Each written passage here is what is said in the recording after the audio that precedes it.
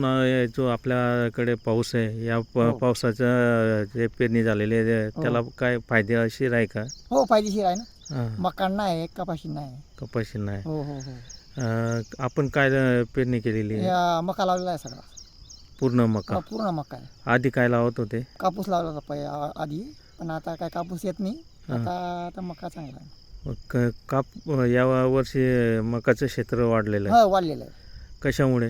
ते कसं आहे कापूसमध्ये कसं आहे ते बोंडाळी पडून जाते. हं. त्याच्यामुळे लोकांनी आता डायरेक्ट मका लावणं सुरू केलेलं आहे. आणि फवारणीचाही खर्च वाढला. फवारण्याचे खर्च, खत कमी लागतं हं, हं, हं. त्याच्यामुळे. आणि कसं आहे खत जास्त लागणं एवढं कपाशीमुळे नाही, खत जास्त लागतं. जास्त लागतं.